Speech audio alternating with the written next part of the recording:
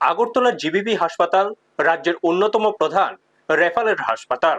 প্রতিদিন রাজ্যের বিভিন্ন প্রান্ত থেকে অসংখ্য রোগী উন্নত চিকিৎসার আশায় সেখানে ভর্তি হন। কিন্তু চিকিৎসা পরিষেবার পাশাপাশি বিভিন্ন পরীক্ষার রিপোর্ট পেতে দীর্ঘ সময় লাগার অভিযোগ নতুন নয়। এবার সেই অভিযোগ উঠল সাবরুমের পরিচিত মুখ মানিক দাসকে ঘিরে।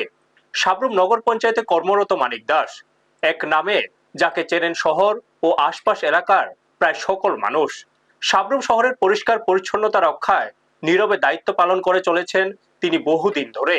শুধু তাই নয়, নগর এলাকায় পানীয় জলের ট্যাঙ্কের প্রয়োজন হোক কিংবা সাধারণ মানুষের যে কোনো কাজে সহযোগিতা সবার আগে এগিয়ে আসেন মানিক।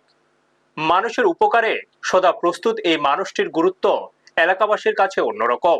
কিছুদিন আগে হঠাৎ অসুস্থ হয়ে পড়েন মানিক দাস। প্রথমে স্থানীয়ভাবে চিকিৎসা চললেও শারীরিক অবস্থার অবনতি হওয়ায় উন্নত চিকিৎসার জন্য তাকে আগরতলার জিবিপি হাসপাতালে ভর্তি করা হয়। বর্তমানে সেখানে চিকিৎসাধীন রয়েছেন তিনি।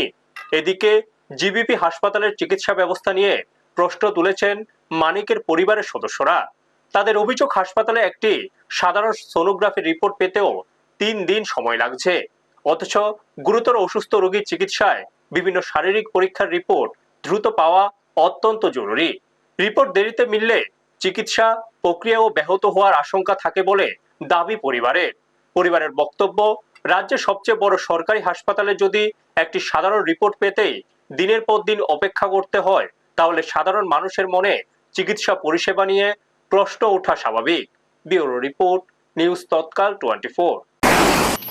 নমস্কার, আমার নাম মানিক দাস। আমি মানিকগড় 3 নম্বর ওয়ার্ডের একজন স্থায়ী বাসিন্দা। তো আমার বাবার নাম মানিক দাস। দীর্ঘ 8 দিন ধরে অসুস্থতার কারণে আমরা 3 দিন সাবরুম আমাদের যে ডিস্ট্রিক্ট হসপিটাল এখানে অ্যাডমিট করছি। এরপরে উন্নত চিকিৎসার জন্য আমরা আগরতলা জিবিএস রেফার করছি সাবরুম হসপিটাল থেকে। তো এখানে 2 দিন থাকার কোয়ারেন্টাইন দিছে, স্যালাইন চলতেছে অনবরত। এরপরে কোনো ছিল সোনোগ্রাফি দিব, সোনোগ্রাফি ঠিক মতো হয়েছে না। এরপরে সোনোগ্রাফি করাবার পরে কালকে সোনোগ্রাফি করে 9:30টার দিকে। এরপরে কয়েছে 3 দিন পরে রিপোর্ট দিবে।